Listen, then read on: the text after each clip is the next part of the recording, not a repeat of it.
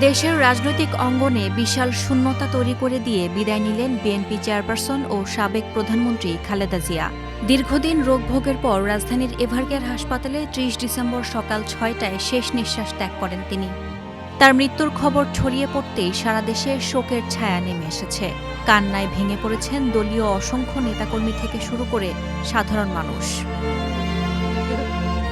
BNP chairperson Begum Khaleda Zia গত ২৩ November থেকে এভারকেয়ার হাসপাতালে চিকিৎসাধীন ছিলেন।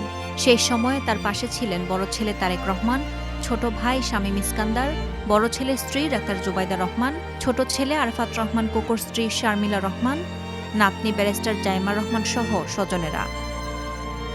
বেগম জিয়ার জানাজা ও দাফন নিয়ে চলছে আনুষ্ঠানিক প্রক্রিয়া। দলীয় সূত্রে জানা গেছে ৩১ ডিসেম্বর বাদ জোহর রাজধানীর মানিক মিয়া অ্যাভিনিউতে তার জানাজা অনুষ্ঠিত হতে পারে। আর জিয়া উদ্যানে তার স্বামী সাবেক রাষ্ট্রপতি জিয়াউর রহমানের কবরের পাশে দাফন করা হতে পারে।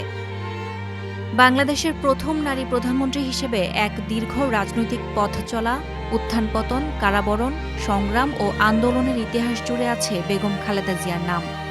কখনো দেশনেত্রী, কখনো আপোষহীন নেত্রী। এই পরিচয়ে তিনি আছেন কোটি ভক্ত সমর্থকের হৃদয়ে। বেগম জিয়ার এই প্রস্থান সেই দীর্ঘ লড়াইয়েরই এক নিঃশব্দ সমাপ্তি। সাদিয়া ইয়াসমিন, প্রথম আলো।